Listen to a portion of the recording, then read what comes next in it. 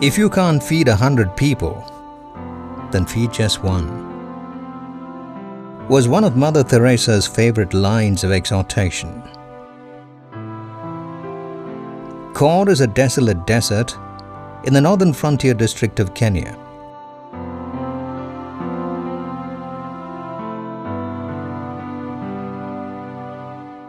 The people are nomadic herdsmen whose lives revolve around water. They keep moving in a never-ending search for water and vegetation.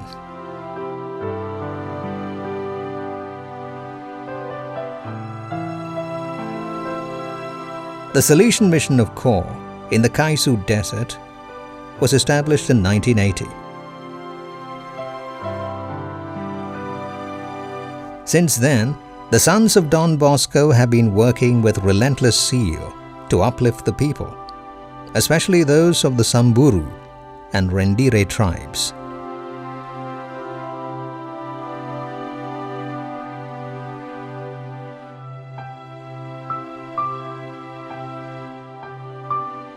The challenges are many and they are complex, and the missionaries are faced with everyday emergencies. It has not rained in Korr for the past 2 years. The rainy seasons have come and gone without offering any respite, leaving the region in the unrelenting grip of a devastating drought. It has destabilized the life of the people.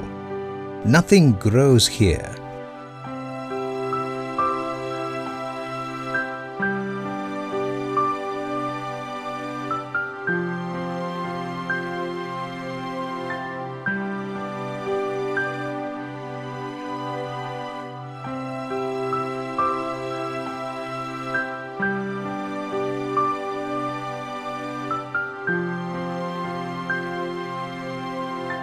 Mothers have nothing to cook.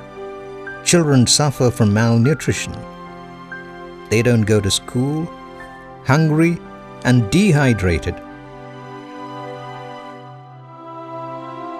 They fall victims to an assortment of diseases.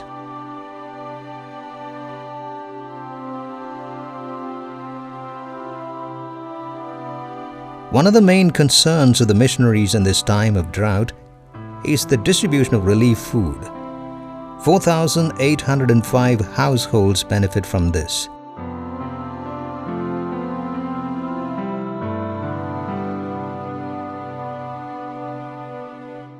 They focus on reaching the most vulnerable groups, particularly women, children, the elderly, and those with disabilities and sickness.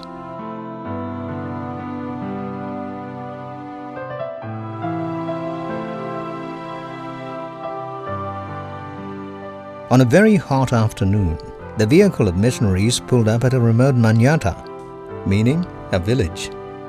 Soon, a number of children and elderly people came flocking around, hoping to get something to eat.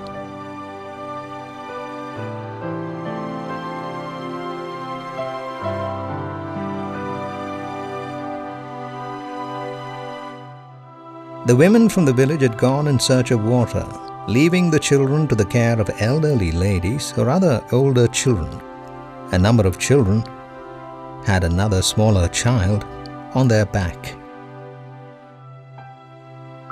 As usual, the sisters started attending to the children and distributing medicine, and the Salesians supervised the orderly distribution of food. Eventually, a teenage girl came into focus. She was shabbily dressed, looked awfully dirty, and was carrying a child. On closer observation, it was noticed that she was carrying not one, but two babies, one clinging to her neck in front and another at her back. Obviously, these were not her children. She was mothering someone else's children. Observing her further, it was evident that she was herself a mentally challenged girl, but she was proving a mother to the children clinging to her. Cameras do not lie. Ours captured her face, her clothes, her fingers, her nails, the flies niggling around the nose of the children, the sediments of dirt under their untrimmed nails, their sore eyes, their parched lips, their dry skin, the scabies, the wounds. Then one of the babies started crying, and she began to sing. When someone called out for silence for the singer to be heard, another commented that she was after all a mentally challenged singer.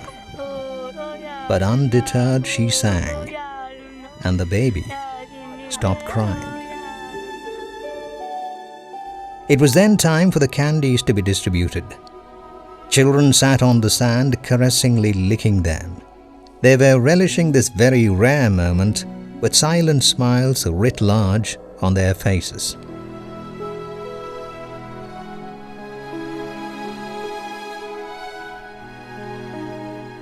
The mentally challenged singer too had one in her hand. She too licked it with great relish. It tasted good. Then, like any caring mother, she shared her joy with her babies. A little sweetness for their dry lips. Those children mattered to her. She was happy to share, bringing a little joy also into their lives. The experience of traveling with the relief supply vehicles of the missionaries shows one that every group they meet patiently awaits their turn. There is never a rush. They don't try to grab. They gratefully receive what is offered, and they share what they get. A tiny piece of candy gave them a moment of joy, and the star among them was the mentally challenged, differently able girl with the two babies clinging to her. She shared the little she had received with a great motherly heart. She truly proved herself to be a differently abled girl. And now, we are mentally challenged. We who live in an often ridiculous world, where there is more fruit in a rich man's shampoo than in a poor man's plate.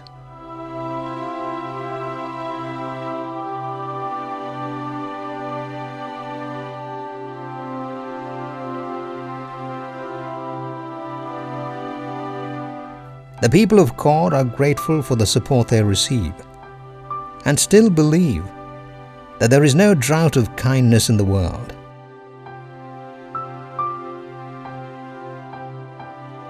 Some drops of water and a few slices of bread saved can save a life in Korr.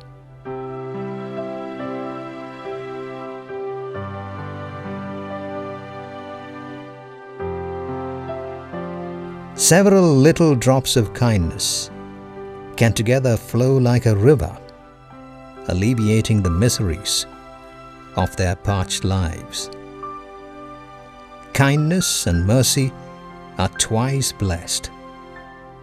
They bless him that gives and him that takes. When I was hungry, you gave me to eat.